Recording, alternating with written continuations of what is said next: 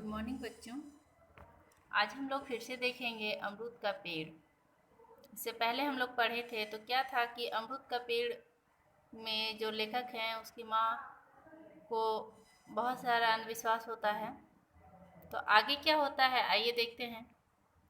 संतावना की बरसात में अकस्मात एक दिन मिट्टू ने सबको दौड़ा दौड़कर बताया कि अमरूद में 3-4 सफ़ेद फूल आ गए हैं। मिट्टू की उम्र बढ़ रही थी, उसकी आकृति पर वाय का ओप चढ़ रहा था। अमरूद बढ़ने में कहीं उसे अपने विकास की सी संतुष्टि अनुभव हुई होगी। वह खुश थी। बरामदे की खिड़की पर तेज बारिश में हम लोग छोटे से पप्पू को खड़ा कर यह बताते कि वो देखो पप्पू बेटा अमरूद का फूल। मैं सोचता कि कहीं पानी के झोंकों में नर्म फूल टूट न जाए। बहुतरे फूल टूटे भी, लेकिन उनकी जगह नए फूल आते गए और फिर जल्दी से बीत जाने वाले सुखद दिन में छोटे छोटे अमरूदों में बदल गए। मतलब क्या हुआ, एक दिन एक बच्चा जो रहता है, ठीक है, वो सभी को दौड़ दौड़ कर बताता है। बच्चा का नाम है मिट्टू और वो सभी को दौड़ दौड़ कर बताता है कि अमरूद में फूल आ गया है।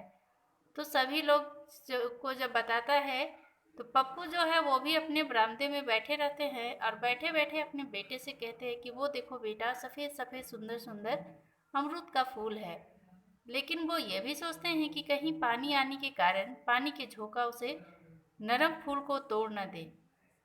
तो इस तरह से क्या होता है, वो फूल फिर धीरे धीरे बड़ा होते जाता है और बढ़ते बढ़ते अमरूद का रूप बदल लेता है।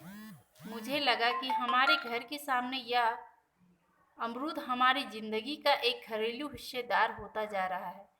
घोष बाबू के माली ने माँ को बताया कि पहली फसल के फल तोड़कर फेंक देने से दूसरी बारी में फल खूब अच्छे आते हैं। अमरूद और नींबू के साथ बात खास लागू होती है। माँ ने विजय से कहकर अमरूद की पहली फसल बड़ी दिलचस्पी से पूरी बढ़ के पहले ही तुड़वा कर फिकवा दी थी। यह बात आसानी से महसूस की जा सकती थी कि माँ में विराट मातृत्व है और वह भविष्य के लिए प्रतीक्षा कर सकती है, उसी तरह जैसे हर माँ अपनी संतान के लिए दीर्घ प्रतीक्षा किया करती है और फिर भी उसको अपना स्वप्न अधूरा लगता है। जो भी हो, मुझे प्रसन्नता हुई कि आप शकुनी विश्वासों की जहरीली छाया हमारे कोमल मीठे अमरूद तरु पर नहीं पड़ी। ठीक है, फिर वो कहते हैं कि एक अमरूद का पेड़ जो है वो एक घरेलू हिस्सेदार की तरह हो गया था। तो वहीं पे एक माली ने कहा, ठीक है, घोष बाबू के माली यानी पड़ोसी में एक घोष बाबू थे, उनके माली ने कहा कि माता जी, ये अमरूद का पहला फल जो है उसे तोड़वाकर फेंकवा देने से फल और भी अच्छा होता है। तो वो क्या किए, अमरूद का फल जो था वो बड़ा होने से पहले ही उसकी माँ ने क्या किया, उस पहले फल को तोड़वाकर फेंकवा दिए। तोता का पिंजरा सुबह दरवाज़ा खुलने के साथ ही अमरूद की एक छोटी सी टहनी पर टांग जाने लगा था। वह दोपहरी तक उस पर टंगा रहता। चुन्नू, मुद्दू और पप्पू ने फुर्ती से नाजुक फुनंगियों पर चढ़ने की माहिरी इसी पेड़ से प्राप्त की। दशहरा, दिवाली, तीज त्यौहार पर दीदी की जीभ जब सुरन खाने को ललचती तो अमरूद की पत्तियों में सुरन पाकर स्वादिष्ट बनाने वाली ज़रूरत की पूर्ति भी वही पेड़ करता था। कहते हैं कि अमरूद की पत्तियों में सुरन को पकाने में सुरन गले में काटता नहीं है। लगने लगा था कि अमरूद का पेड़ ज्यों हमारी एक बड़ी सुविधा है या हमारे अंदर आत्मीयता को निरंतर धनिक बनाने वाला कोष। ठीक है, इस तरह से क्या है कि हर काम अमरूद के पेड़ से होने लगा था। ऐसा लगता था कि अमरूद का पेड़ जो है वो उनका घर का एक साधन बन चुका है। चाहे तीज त्यौहार हो चाहे कुछ हो, सुरंग एक सब्जी का नाम है। और उस सब्जी को जब खाने का मन करता था तो उसके पत्ते द्वारा बनाया जाने के कारण वो सब्जी बहुत ही स्वादिष्ट बनता था। इस तरह से वो पेड़ जो था उन लोगों के घर का एक साधन बन चुका था। दूसरे बरस में दूसरे बरस के जड़े में पेड़ खूब लदा फदा था। अमरूद गोल छोटे मगर ललच्छर चित्तियों वाली जात के थे। ढेपिया मुलायम होते ही लोग उन्हें तोड़ लेता और पूरे जड़े भी भरकर घर में टमाटर और अमरूद का सलाद खाया गया।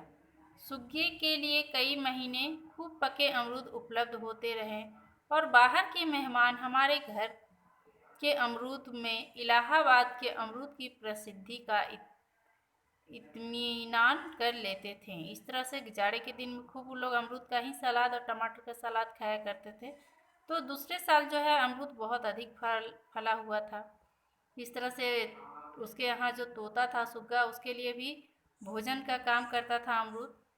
फिर आगे क्या है कि यह बात मुझे बहुत रोमांचित करती थी कि हमारे घर तक निकटतम संबंधियों के यहाँ नई पीढ़ी काफ़ी बड़े अनुपात में आधुनिक हो चली है।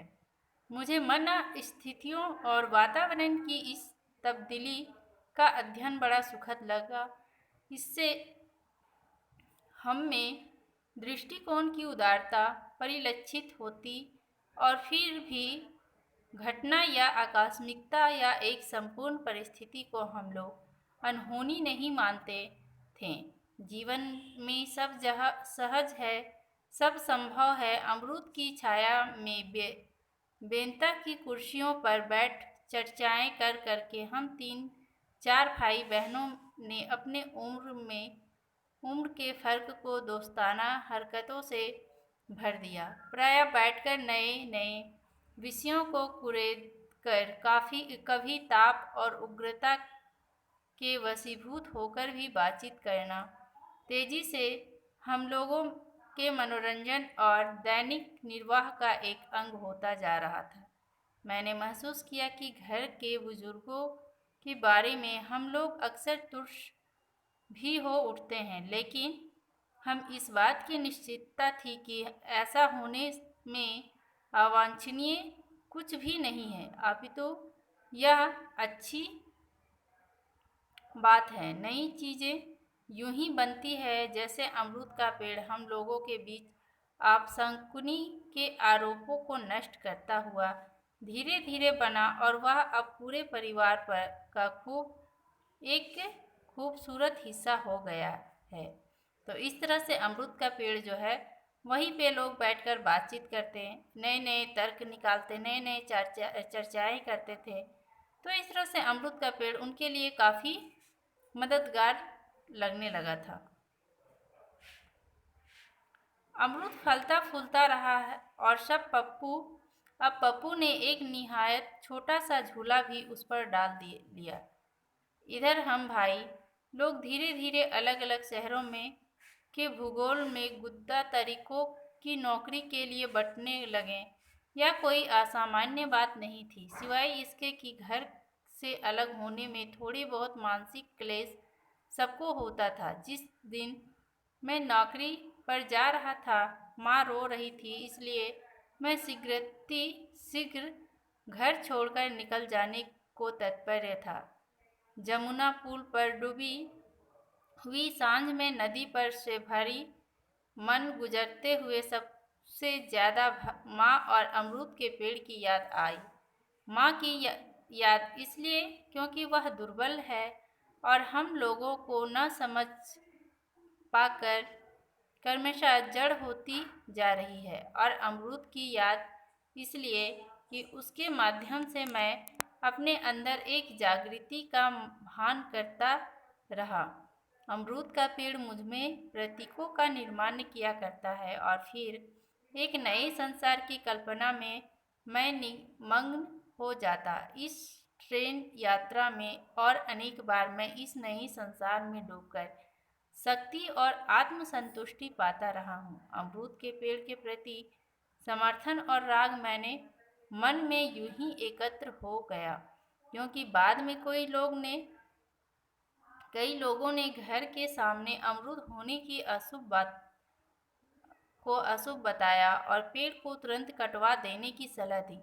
माँ पर छा जाने वाला स्वाभाविक भय हमारे नागवार गुजरता, क्योंकि ऐसा लगता जैसे माँ हम लोगों के अंदर पैदा होने वाले नए और बलिष्ठ ख्यालों के प्रति असहयोग कर रही है। जब जब अशुभ के ठेकेदारों ने अमरूद की बाबत कुछ कहा, घर के हम सब बच्चे क्षुब्ध हो उठते थे। वस्तुतः यह गुण हमें हमारे बुजुर्ग से ही मिला था। इस निर्णय पर हम लोग तब पहुँचे जब एक समाजशास्त्रीय बोध हमें स्पष्ट करने लगा था। तो कहते हैं कि जब हम काम पर जैसे जैसे वो लोग सभी भाई बड़े होने लगे तो अपने गांव से बाहर काम के लिए जाने लगे, तो जब वो लोग काम पे जान रहे थे तो उन्हें लग रहा था कि अब हम काम पे जा रहे हैं। तो जैसे ही वो कहते हैं कि जमुना पुल पार कर रहे थे, तभी अमरूद का पेड़ और माँ का याद बहुत अधिक आ रही थी। अमरूद का पेड़ का याद इसलिए आ रहा था क्योंकि वे लोग उससे बहुत कुछ सीखे थे, और माँ का याद इसलिए आ रहा था क्योंकि माँ जो है वो बहुत ही दुर्बल थी। वो हमेशा हम लोगों को अपने पास ही पाना चाहती थी, इसलिए उनको दो चीज़ बहुत ज़्यादा याद आ रहा था।